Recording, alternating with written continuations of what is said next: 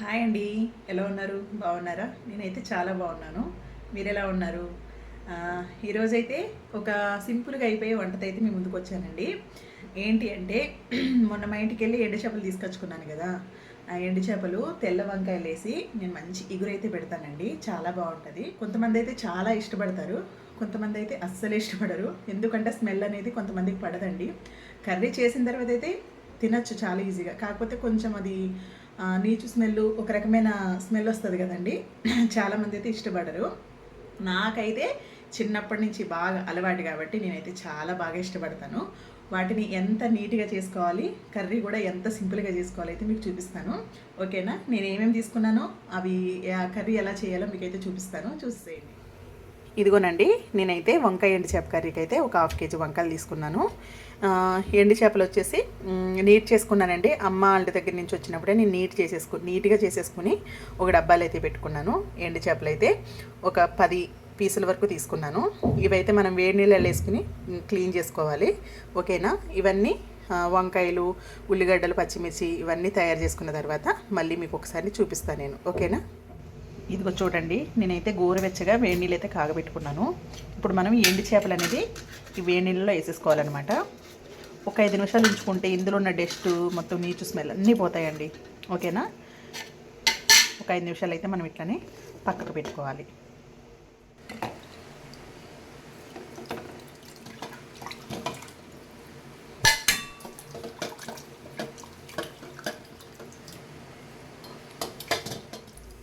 ఇదిగో చూడండి, నేనైతే కర్రీలోకి ఒక మీడియం సైజు ఉల్లిపాయ అయితే ఒకటే తీసుకున్నాను. ఒక 3 పచ్చిమిర్చి చిన్నగా కట్ చేసుకున్నాను. వంకాయలు తరిగేసుకున్నాను. నేనైతే ఎండు చేపలు నీట్గా కడిగేసుకున్నాను. చూసారా ఎంత తెల్లగా వచ్చేసాయో. మొత్తం పైన ఉన్న డస్ట్ మొత్తం పోయింది, స్మెల్ కూడా పోతుంది అట్లనే. ఇప్పుడు మనం కర్రీ అయితే ప్రిపేర్ చేసుకుందామండి.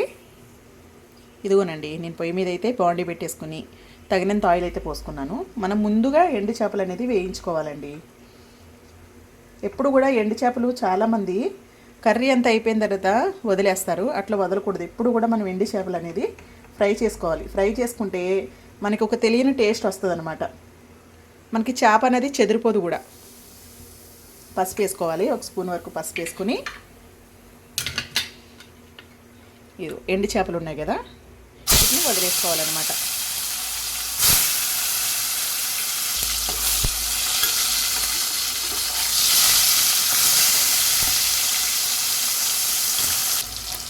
ఓకేనండి, ఎండు చేపలు అయితే వేగాయి. ఇలా ఈ కలర్ వస్తే చాలు, బాగా డీప్ ఫ్రై అయిపోయిన అవసరం లేదు మనకి. ఓకేనా?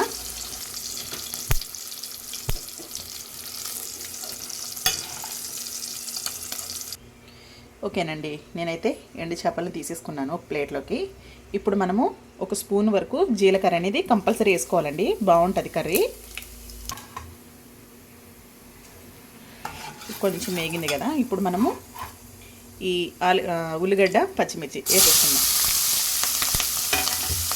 చాలా సింపుల్గా అయిపోద్దండి కర్రీ. ఇది చాలా బాగుంటుంది కూడా. ఇష్టపడే వాళ్ళకి చాలా బాగుంటుంది. చాలామందికి తెలుసు వంకాయ ఎండు చేప అంటే చాలామందికి ఫేవరెట్ ఫుడ్ అది. నాకు కూడా ఎండు చేపలు ఎంతమందికి అయితే ఇష్టమో ఈ వీడియో చూసే వాళ్ళైతే లైక్ చేయడం అయితే మర్చిపోకండి నా వీడియోకి. ఓకేనా? మనం ఉల్లిగడ్డ అయితే మంచిగా మగ్గనివ్వాలండి. ఈ ఉల్లిపాయ మగ్గేటప్పుడు సాల్ట్ అనేది కొంచెం జల్లుకుందామండి. మీరు ఉప్పు అనేది చూసుకుని వేసుకోవాలండి. ఎందుకంటే ఉప్పు చేప కదా, కొంచెం ఎక్కువైనా కూడా కూరలో ఎక్కువైతుంది. నేను కొంచెం అంటే కొంచెం వేసాను, అంటే ఉల్లిపాయలు మగ్గడానికి. మనకు ఆల్రెడీ ఈ చేపలు ఉప్పు చేపలు, ఇందులో ఉప్పు చాలా ఉంటుంది కాబట్టి మనము కర్రీ అంతా అయిన తర్వాత ఉప్పు చూసుకుని మనం చాలకపోతే వేసుకోవాలన్నమాట. ఓకేనా? ఒకసారి అయితే మనము ఉల్లిగడ్డలు తీసుకున్నామండి. మంచిగా ఫ్రై అయిపోయినాయండి. ఇప్పుడు మనము వంకాయలు అయితే వదిలేసుకున్నాము. ఈ వంకాయలు అనేది నీట్గా 2 సార్లు కడుక్కొని నేనైతే ఉప్పు నీటిలో కడుక్కున్నానండి. ఉప్పు నీటిలో కడుక్కుంటే ఏంటంటే ఈ వంకాయలు అనేది నల్లగా అవ్వవు.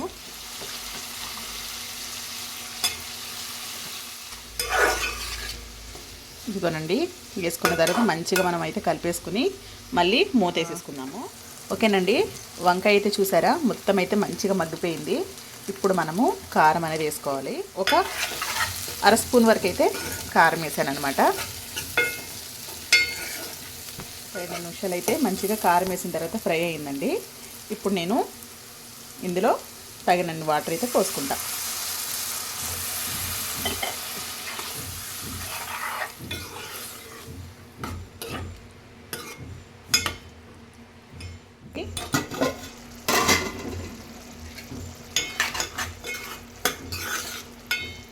ఇప్పుడైతే మనము వేయించుకున్న ఎండు చేపలను అయితే వేసేసుకుందాము.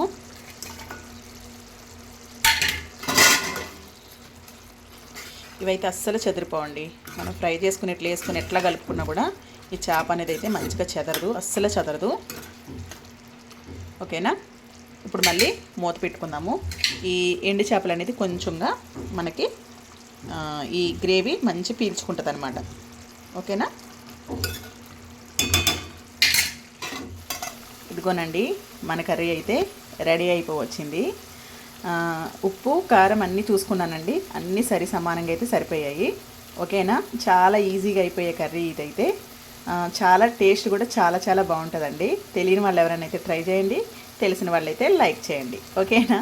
మళ్ళీ రేపు ఒక మంచి రెసిపీతో అయితే మీ ముందుకు వస్తాను. అంతవరకు బాయ్ బాయ్ అండి.